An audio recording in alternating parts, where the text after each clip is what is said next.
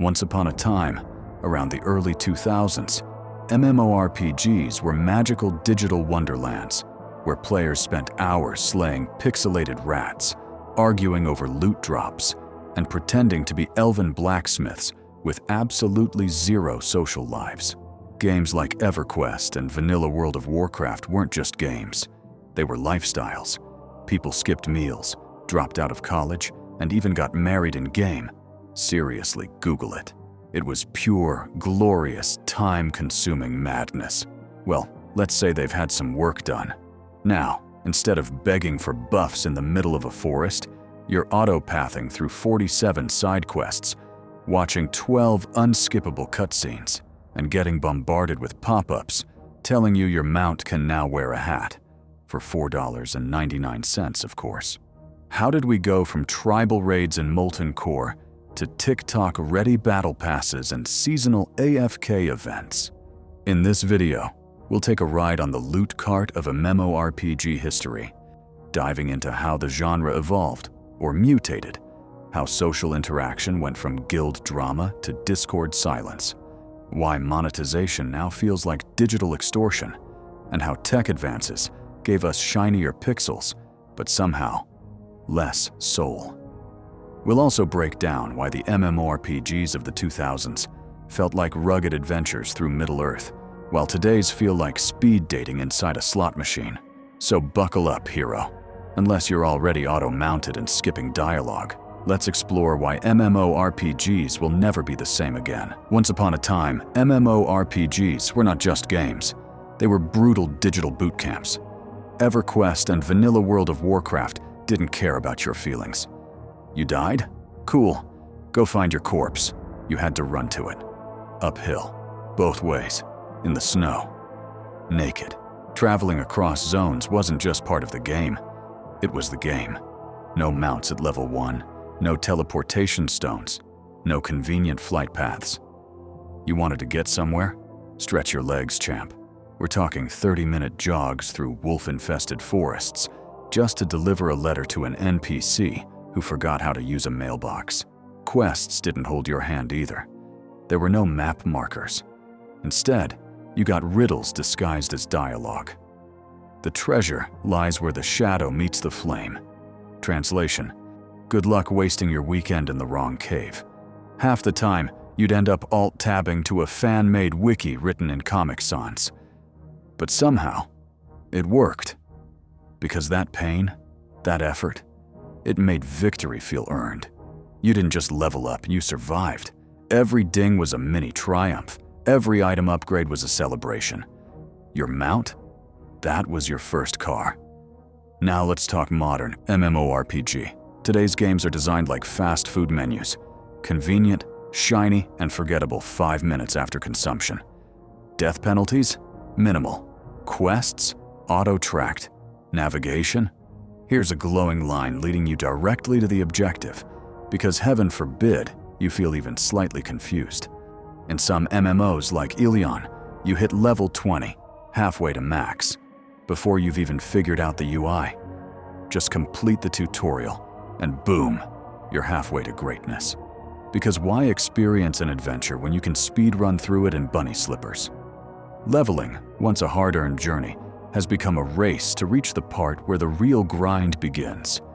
Daily login rewards, battle passes, reputation farming, and gear upgrades that increase your stats by 0.2%. Welcome to Endgame. Enjoy your stay in the loot treadmill. And let's not forget the identity crisis. Back in the early 2000s, each MMORPGs had its own personality. RuneScape, Ultima Online, Lineage, they all did their own weird thing. You could smell the uniqueness. Now, half of them feel like they were manufactured in the same factory, using the same assets, and one personality. We want to be WoW, but shinier. After WoW's explosion, every studio jumped on the theme park bandwagon. The result? A bunch of forgettable clones lining up to ride the same roller coaster of mediocrity. And even when they stopped being full clones, shared engines like Unreal and Unity made most games look like siblings that dressed in slightly different armor. To be fair, it's not all doom and gloom. Combat has improved. Many modern MMOs ditched the old tab target snooze fest and moved to action-based systems.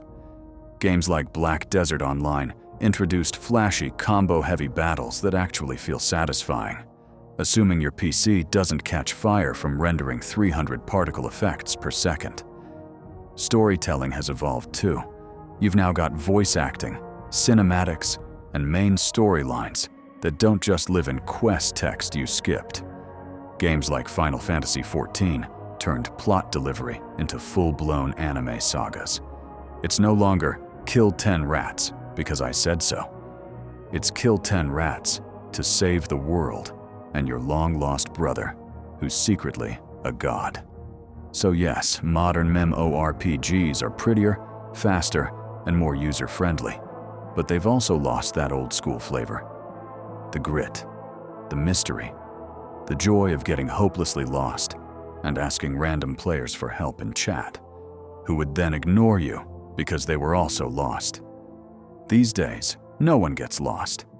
The world is neatly mapped, wiki documented, and Twitch streamed before the servers even go live. And with that, something intangible went missing. Maybe it's nostalgia. Or maybe MMORPGs really did trade wonder for convenience. Either way, we went from epic quests to chore lists with cooldown timers. And somehow, we're okay with that. Press F to pay respects. Remember when MMORPGs were actually massively multiplayer? Yeah, back when you had to beg, bribe, or blackmail your guildies just to survive a dungeon run. Welcome to the golden era, when MMOs were less about convenience and more about digital suffering together. Back in the good old days, EverQuest, Vanilla WoW, Ultima Online, you didn't just play with others. You knew them. Every server was its own dysfunctional family. You remembered the rogue who ninja looted your epic sword like it was personal trauma. And it was, because you'd see that guy again, probably in town, flexing your sword, while dancing. And the communities, they were real. You didn't just click join queue and forget their names 5 seconds later. You had to talk, like actual communication, face to face, sometimes using a thing called typing. Wild concept, I know. But fast forward to today's MMOs, and it's all about efficiency, baby. Automated group finder? Check. Cross-server dungeon matchmaking? Check. Emotional connection? 404 not found. You'll team up with a group of 5 randoms, speedrun a dungeon in silence, and disband faster than a K-pop scandal. It's like speed dating with 0 emotional stakes.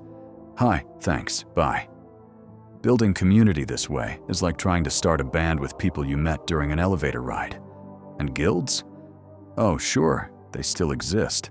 They have a chat tab and some XP buffs. But the magic's gone. Back in the day, joining a guild meant forming an extended MMO family. Now, you join, get muted, and forget you're even in one until someone says, "Grats," when you level up. Let's talk about modern socializing.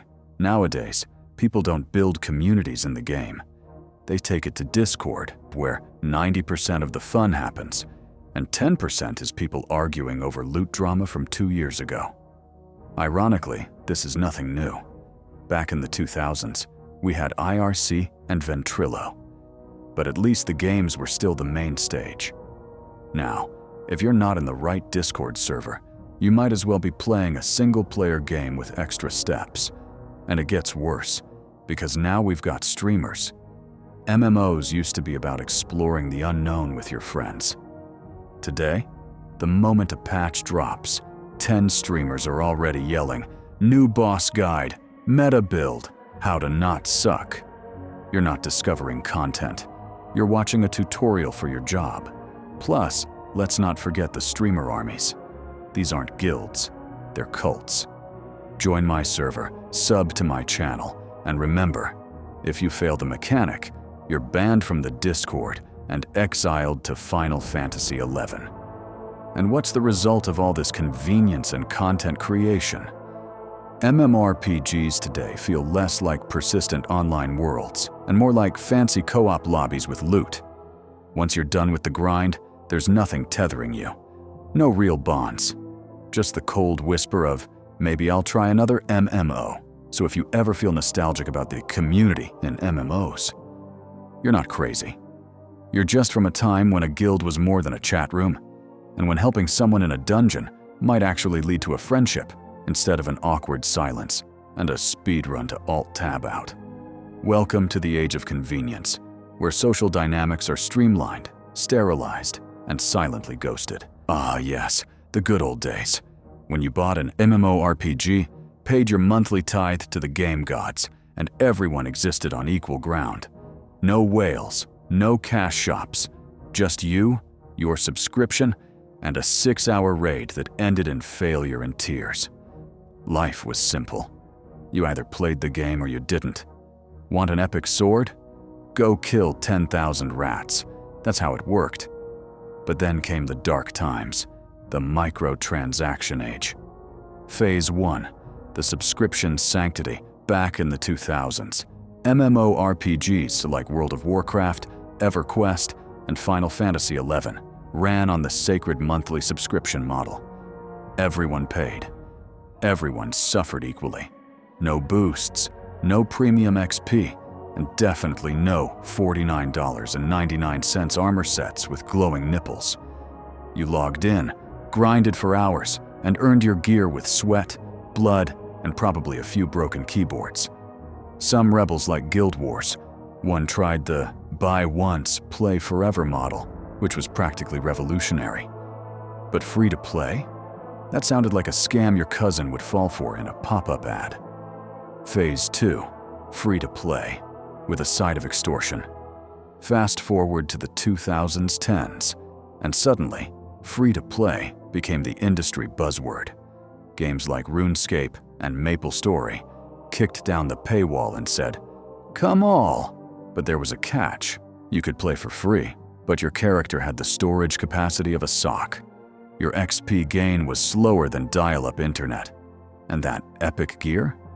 Locked behind a cash shop so sparkly, it could give you a seizure.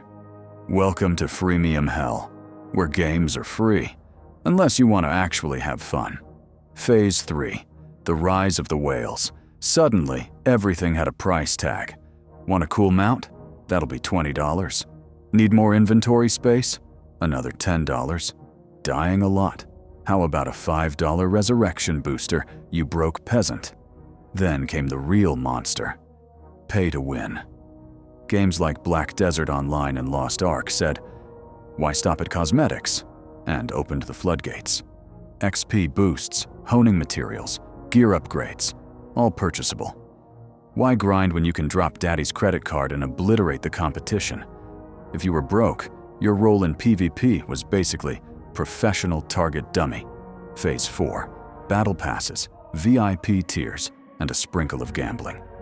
Even the games that don't charge a sub started pushing optional passes and VIP memberships. Elder Scrolls Online gives you ESO+. Lost Ark sells a crystalline aura. And every MMO now comes with a seasonal battle pass because apparently Fortnite broke everyone's brains. And let's not forget gacha systems.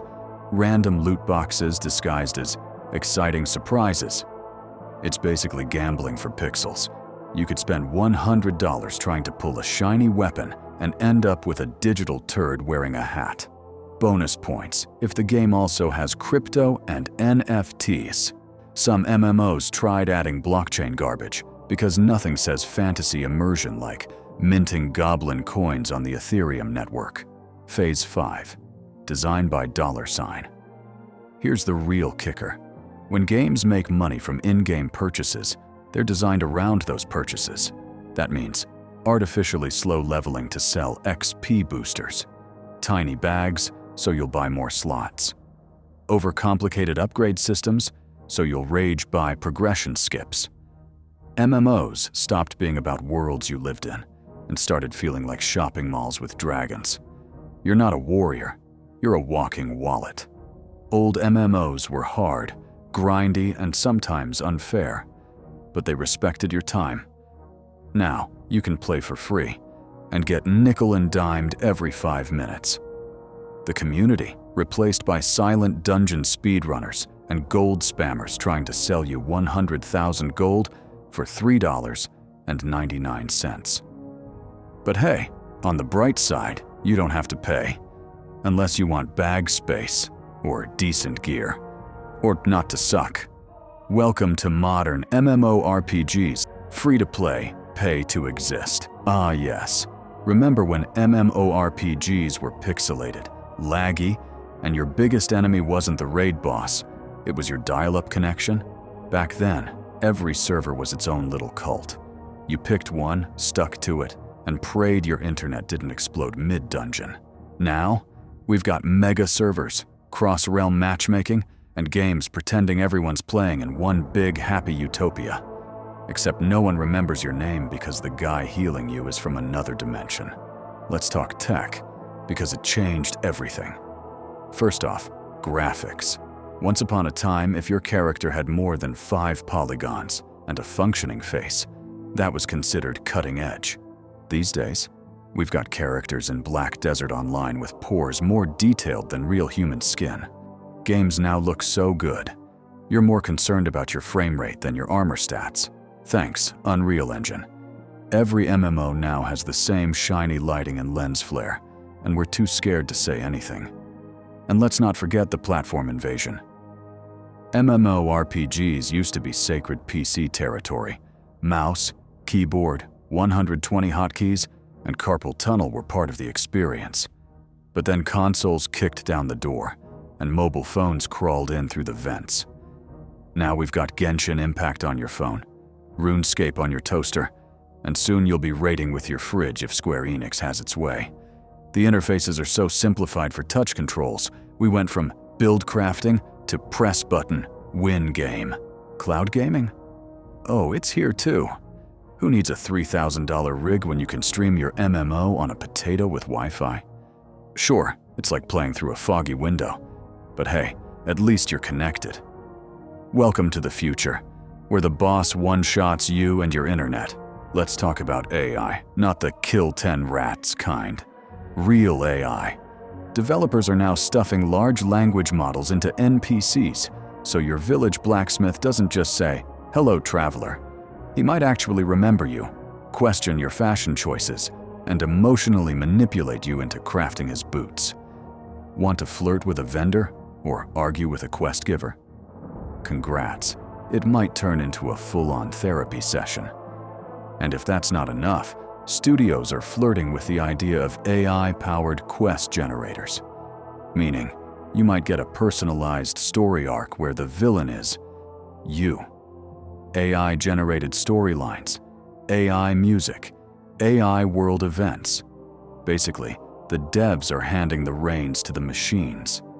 So when your in-game guild collapses because an AI barmaid started a civil war, just remember, it was immersive storytelling.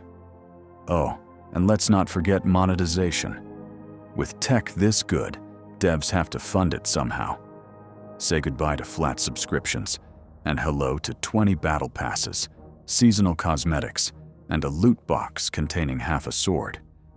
You want the rest of that blade? Gotta log in tomorrow, or pay $4.99. In conclusion, MMORPGs aren't just games anymore. They're cross-platform lifestyle choices with cinematic graphics, emotionally unstable NPCs, and a constant fear that your phone battery will die during a world boss. It's beautiful, chaotic, and terrifying. But one thing's for sure, we're never going back to the days of low-res elf ears and chat boxes filled with Aussie art. So buckle up, because the future of MMORPGs, it's part Disneyland, part dystopia, and fully powered by AI that might actually judge your DPS. Let's take a little nostalgic trip through the graveyard of MMORPG evolution. Back to a time when your internet made screeching noises, your raids needed calendar invites, And getting to level cap wasn't something you did over the weekend. 2000s, the golden era of pain and patience. The early 2000s, when MMORPGs weren't games, they were lifestyles. You weren't just logging into World of Warcraft or EverQuest, you were logging into your second job. You had one button for attacking, one for healing, and 4 hours of walking just to turn in a quest. Fast travel? Please. You earned your blisters. Back then, danger lurked around every corner, and if you wandered into the wrong zone, you died instantly and maybe lost your gear. It was brutal. It was punishing. And somehow, it was perfect. And community? Oh boy, you actually talked to people. Forming a guild wasn't just clicking a button. It meant trust falls, trial by fire, and endless drama in guild chat. We had no Discord, just forums, primitive times. Also, everyone paid a monthly sub. No cash shops, no loot boxes, just one payment to suffer together. And when WoW hit 12 million subs, the genre peaked so hard, it practically scared off every competitor into niche obscurity. Now we enter the 2010s, aka the MMO identity crisis. WoW was still king, but it started handing out epics like candy. Suddenly, you didn't need to work for gear, you just needed a pulse. Dungeon Finder? Introduced. Server identity? Deleted. MMOs started to feel less like living worlds, and more like theme parks with short queues and longer cash shop receipts. Other games tried to join the party. Star Wars. The Old Republic came in hot with cutscenes and drama, then went free to play faster than you could say galactic bankruptcy. Guild Wars 2? Still a gem, but even that ditched subs and went, buy once, please love us forever. Combat got flashier. Terra made dodging cool. Black Desert made character creation hotter than the actual gameplay. And Final Fantasy XIV, it flopped so hard in 1.0, they nuked the entire world and rebooted it. Savage. Also, thanks to MOBAs, Battle Royales, and your mom discovering Candy Crush, MMOs were no longer the only addiction in town. The 2020s. And what a weird, fragmented MMO landscape it is. No longer do we have one giant king. Now we've got many mini monarchs, each ruling over their niche kingdoms, like tired old veterans who just want players to stick around. WoW still exists, but now it has classic servers, where you can relive your past traumas in HD. Final Fantasy XIV somehow became the cool kid, complete with catgirls, weddings, and more lore than an entire Netflix series. ESO is still chugging, Guild Wars 2 is still shockingly alive, and Black Desert continues to exist mostly as a benchmark test for your graphics card. New MMOs? Yeah, we had a couple. New World dropped like a meteor, set Amazon servers on fire, then slowly faded into a survival sim. Lost Ark came from Korea and brought pay-to-win and cinematic chaos to the West. Because who doesn't want to grind raids and spend rent money on RNG upgrades? Now every MMO is expected to have crossplay, transmedia collabs, and probably a concert by Ariana Grande inside the game. Your raid group lives on Discord. Your strategies come from YouTube. Your outrage lives on Reddit. And your loyalty lasts exactly until the next game launches. And let's not forget the monetization. The 2000s said, why stop at cosmetics? Let's charge for EXP boosts, storage space, and your very will to play. Let's be real. MMORPGs today are like that high school friend who used to be weirdly cool, wore chainmail unironically, and now works in tech, does yoga, and says grind set unironically. The genre has grown up, but also sold out, glitched out, and forgotten half its passwords. Back in the late 90s and 2000s, MMORPGs were mysterious digital kingdoms where you got lost for hours and ran 40-man raids that felt like organizing a small wedding. The stakes were high. You died, You walked. You needed a group. You talked to strangers. Madness. Fast forward to now. Modern MMOs are like fast food RPGs. Shiny, efficient, and optimized to make you click on things until your wallet cries. Sure, we've got photorealistic dragons, UI that doesn't look like a spreadsheet from 1998, and the ability to solo everything in an MMO like it's a personal therapy session. But the soul? The community? The insane hours spent trying to figure out where the hell the lost amulet of slightly better stats is? That's gone. Now everything's monetized. Want a mount? That'll be $10. Want your character to blink twice instead of once? Battle Pass. Want to skip to the end game? $50 and a little bit of your dignity. Modern MMOs don't just ask for your time. They want your bank pin and your emotional stability. The old school feeling of, I don't know what I'm doing, but I'm having the time of my life with 20 random strangers, has been replaced by Discord raids, Google Docs for loot schedules, and YouTube guides that explain boss fights like they're defusing a bomb. And the servers? Back then, each server had a reputation. You knew the town jerk, the helpful paladin, and that one dude who ninja looted every raid. Now? You'll never see the same person twice. It's like dating apps, but with more orcs and fewer happy endings. Sure, some games are trying to bring the magic back, adding social incentives, punishing death systems, and giving your character a reason to fear walking 5 feet outside town. But it's like trying to make a new classic Coke. It's just not the same. Let's face it, the days of monolithic, one world to rule them all MMOs are over. We've traded immersion for accessibility, chaos for convenience, and friendships for friend lists. And that's okay. Progress isn't always a buff. Sometimes it's a weird patch note you didn't ask for.